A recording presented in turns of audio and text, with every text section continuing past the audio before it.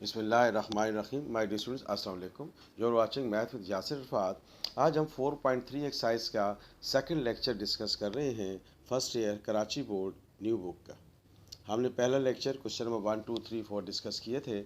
आज हम डिस्कस करेंगे क्वेश्चन नंबर 6 और question number 7 of the same exercise. आइए देखते हैं क्वेश्चन नंबर 6 को। If 5 and 8 are two arithmetic means between C and D, then find the value of C and D। यानी कि यहाँ आपको दो अर्थमेटिक मीन दिए हुए हैं। तो हम 4.3 एक्सरसाइज का जो पिछला हिस्सा था उसमें हमने बहुत डिटेल में डिस्कस किया था कि अगर more than one arithmetic means हो तो उसको हम कैसे कैलकुलेट करते हैं। तो डियर स्टूडेंट्स, पहले आप 4.3 एक्सरसाइज को देखिएगा, क्वेश्चन नंबर 1 से 3 तक, फिर उसके बाद क्वेश्चन नंबर 6 और 7 को देखिएगा, तो आप बिल्कुल अच्छी तरह से इसको अंडरस्टैंड कर लेंगे। तो अब आइए देखते हैं A1 किसकी इक्वल होगा। A plus D first arithmetic mean बता चुके हैं पहले हम। A2 किसकी इक्वल होगा। A प्लस 2D, ये हमारे पास सेकंड अर्थमेटिक मीन। वेयर, ये हम डिस्कस कर चुके हैं बात को, इसको भी, कि D किसके बराबर होता है, B minus A upon N plus 1, where N is number of arithmetic means. तो अब आइए देखें C 5 8 D are in A. तो अब यहाँ A की वैल्यू क्या है, C, और B हमारे पास क्या है, D। तो पहले हम D निकाल लेते हैं। तो D इज इक्वल्स टू, हमारे पास क्या है, B minus A over N plus 1। तो अब B का मतलब तो D है, B का मतलब D है, A का मतलब C है, N का मतलब क्या है, 2 अर्थमेटिक मीन्स। यहाँ कितने अर्थमेटिक मीन्स दे रखे हैं आपको, 2 अर्थमेटिक मीन्स। तो ये हमारे पास D की वैल्यू आ गई, D माइनस C अपॉन 3। हमने ये बात पहले डिस्कस की थी कि हमें फार्मूला याद करने की ज़रूरत नहीं है, just find out the value of D and then put here, you will get the direct results. तो अब देखिए A1 आपके पास किसकी इक्वल है, A प्लस डी के। A1 का मतलब है हमारे पास फर्स्ट अर्थमेटिक मीन, और A2 का मतलब हमारे पास सेकंड अर्थमेटिक मीन। तो A1 का क्या मतलब हुआ, 5। A1 का क्या मतलब हुआ, 5। A का क्या मतलब हुआ, C, और D की ये वैल्यू हम निकाल चुके हैं, D माइनस C अपॉन 3। तो अब आइए, इसके नीचे कुछ नहीं है तो 1 होगा। Just take out the LCM here, ये बात हम पहले भी डिस्कस कर चुके हैं। तो ये आपका एलसीएम आ गया, 3 1 ज़ा 3, इसको इससे और इसको इससे मल्टीप्लाई कर दें। डायरेक्ट प्रोसीजर है, take out the LCM between two numbers है। ये हो गया 3A, ये 3 आपका डिवाइड हो रहा है, इधर आकर मल्टीप्लाई हो जाएगा, 5 3 ज़ा 15 हो जाएगा। ये हो गया हमारे पास। अब A किसकी इक्वल है, C की इक्वल है, तो ये C है, सॉरी। तो ये 3C माइनस C, तो ये हो गया 2C प्लस D। देखें, ये 3C माइनस C 2C हो गया। तो ये हमारे पास इक्वेशन नंबर 1 बन गई, 2C plus D is equal to 15। This is say equation number 1। तो अब आइए हम ले लेते हैं A2, और A2 किसकी इक्वल है, A प्लस 2D के। और A2 किसकी इक्वल है, 8 की इक्वल है। A किसकी इक्वल है, C की इक्वल है, 2, और D की जगह D की वैल्यू पुट कर देते हैं, D माइनस C अपॉन 3। तो ये हो गया आपके पास, ये 2 से मल्टीप्लाई कर देते हैं, तो ये हो गया 2D minus 2C upon 3। Again we have to take out the LCM using the same strategy which we have discuss here. 3 1 ज़ा 3, 3 मल्टीप्लाई बाय C, तो ये 3C हो गया, 2D माइनस 2C। तो अब देखिए 3 8 ज़ा 24 हो जाएगा, 3C में से 2C निकलेगा तो 1C बच गया, 2D, और ये हो गया C plus 2D is equal to 8 3 ज़ा 24, and this is say equation number 2। ये हमारे पास क्या हो गई, इक्वेशन नंबर 2। तो अब इक्वेशन नंबर 1 और 2 को आपस में हम सॉल्व करेंगे, we will get the value of C and D, जो कि हमें रिक्वायर्ड है। तो अब देखें स्टूडेंट्स, ये हमने इक्वेशन नंबर 1 और 2 लिख लिया है। तो हम पहले करते हैं इक्वेशन नंबर 1 को ले लेते हैं, 2C plus D is equal to 15। यहाँ से C या D को हम सेपरेट करके यहाँ पुट करेंगे तो सेकंड वेरिएबल की वैल्यू आ जाएगी। तो आइए D को सेपरेट कर लेते हैं। ये हो गया 2c माइनस, ये प्लस था, इधर आकर क्या हो जाएगा माइनस। तो put this value in equation number 2। तो अब ये हमारे पास क्या हो गई equation number 2, that is c plus 2d is equals to 24। ये हमारे पास इक्वेशन नंबर 2 है। अब यहाँ पर हम क्या करने जा रहे हैं, c प्लस 2 d की जगह d की वैल्यू पुट कर देते हैं, दैट इज इक्वल्स टू 24। तो ये हो गया c 15 2 ज़ा 30, 2 2 ज़ा 4 और ये हो गया आपके पास 24। देखें 2 को 15 से मल्टीप्लाई किया 30 आ गया, 2 2 ज़ा 4 आ गया। अब ये 1c है, 1 में से 4 निकलेगा तो क्या बचेगा माइनस 3c। ये प्लस 30 इधर आकर क्या हो जाएगा minus 30। So this is minus 3c minus 6। तो ये माइनस माइनस से कैंसिल हो गया, 3 1 ज़ा 3, 3 2 ज़ा 6। तो आप देख रहे हैं कि this is the value of c। Now we have to put this value, इस वैल्यू को हम इक्वेशन नंबर 1 में पुट करते हैं ताकि हमारे पास d की वैल्यू आ सके। So this is 2c plus d is equal to 15। 2c की जगह हमने ये c की वैल्यू रख दी जो कि हमारे पास 2 है, प्लस d, 2 2 ज़ा 4 plus d equals to 15। 15 minus 4, ये प्लस 4 लेफ्ट हैंड साइड से जब राइट हैंड साइड में पुट करेंगे तो माइनस हो जाएगा। तो ये हमारे पास क्या चीज़ आ गई 11, d की वैल्यू आ गई 11।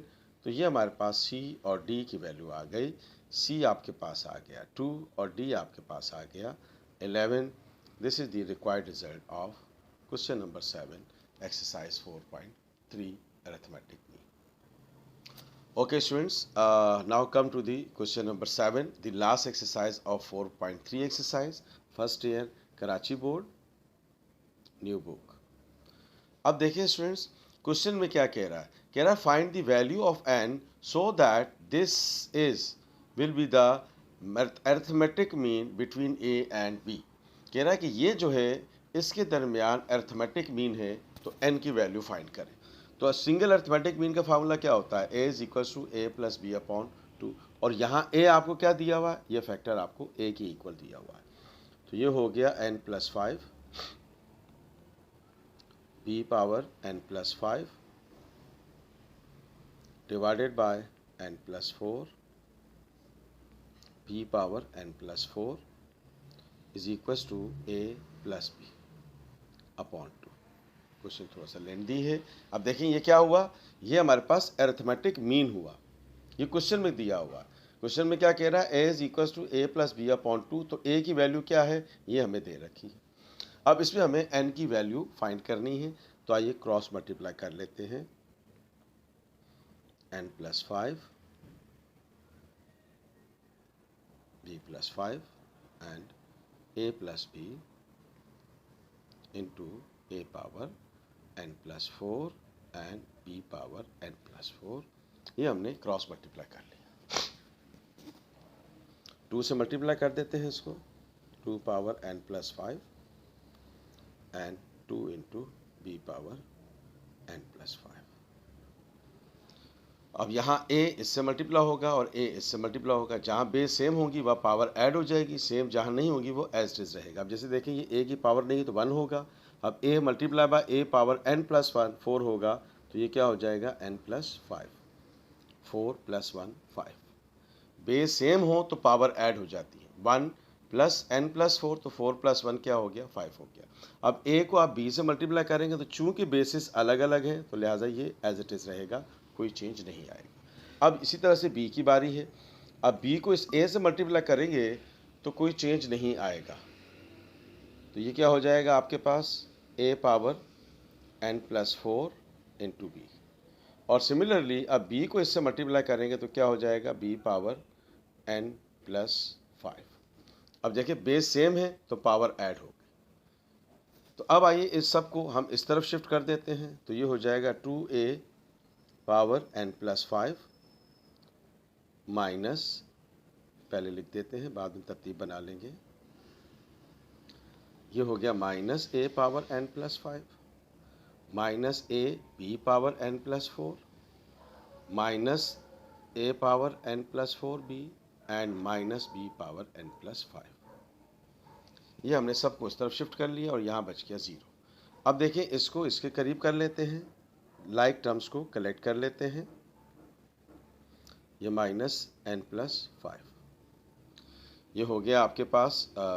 बाकी ये आपको इसको इसके करीब कर लिया और इसको इसके करीब कर लेते हैं। बाकी इसको हम देख लेते हैं कौन सा फैक्टर किसके साथ जाएगा।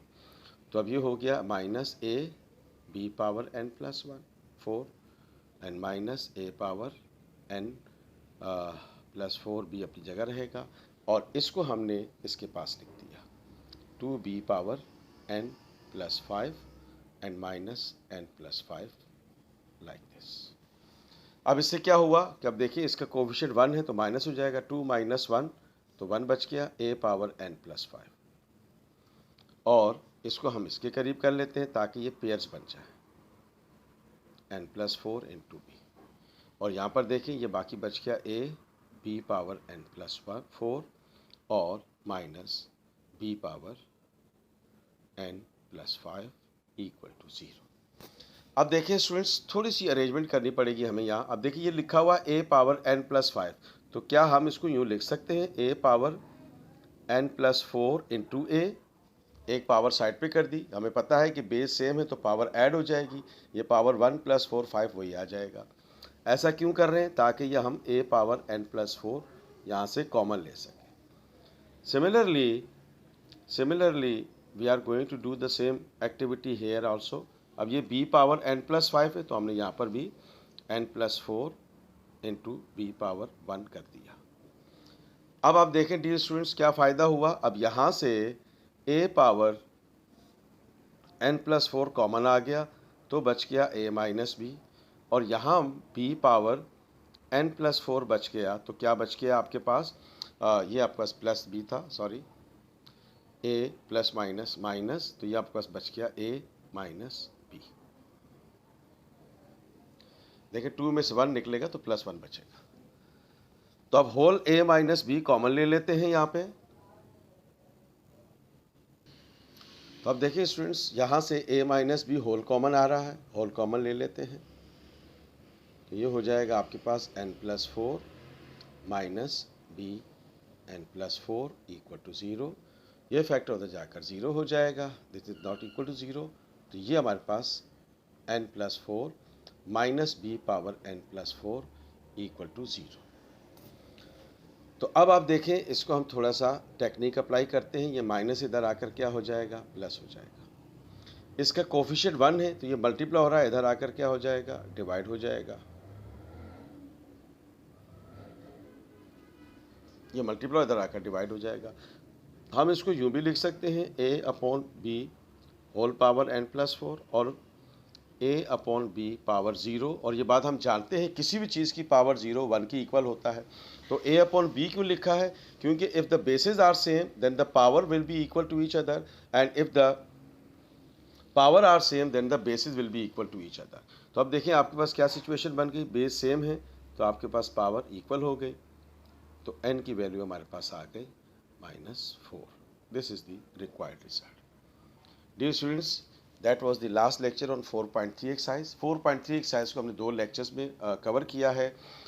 If you like this video please share it and subscribe my channel math with Yasir Faat.